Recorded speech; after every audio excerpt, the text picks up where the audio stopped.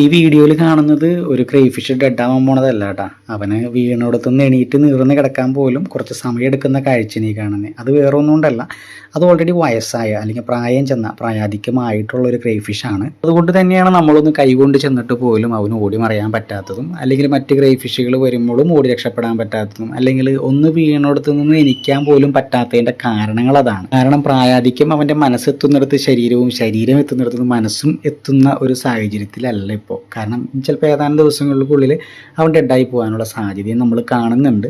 പക്ഷേ ഇതുപോലെ പ്രായാധിക്യമായിട്ടുള്ള ക്രൈഫിഷുകളൊക്കെ നമ്മളിവിടെ കീപ്പ് ചെയ്യൽ പതിവിട്ട് ആർക്കും കൊടുക്കാറില്ല. കാരണം വേറൊന്നല്ല, നമുക്ക് ഒരുപാട് കുട്ടികളെയൊക്കെ തന്ന് നമ്മൾ ഇന്നീ കാണുന്ന ഒരു ചെറിയൊരു സെയിലിലേക്കൊക്കെ എത്തിക്കാനായിട്ട് ഇവർ ഒരുപാട് സഹായിച്ചിട്ടുണ്ട്.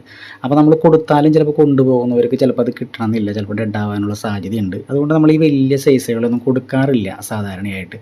അവരെല്ലാം നമുക്കിവിടെ ഒരു ബുദ്ധിമുട്ടൊന്നുമല്ല, അവരിവിടെ കിടന്ന് സ്വയമേ ഡെഡായി പോകലാണ് പതിവ്. എന്തായാലും അവൻ്റെ അവസ്ഥകൾ ഏതാണ്ട് ഒരു പരിമിതമായിട്ടുണ്ട്. അവൻ്റെ കാലചക്രം അവൻ പൂർത്തിയാക്കാറുമായിട്ടുണ്ട്. അപ്പോൾ അതിൻ്റെ ലക്ഷണങ്ങളൊക്കെ നമ്മൾ കണ്ടു തുടങ്ങിയിട്ടുണ്ട്. അപ്പോൾ എന്തായാലും വീഡിയോ ഇഷ്ടപ്പെട്ട് കഴിഞ്ഞാൽ നമ്മുടെ ചാനൽ ഒന്ന് സബ്സ്ക്രൈബ് ചെയ്യാനും കൂട്ടുകാർക്ക് ഷെയർ ചെയ്ത് കൊടുക്കാനും മറക്കരുത്.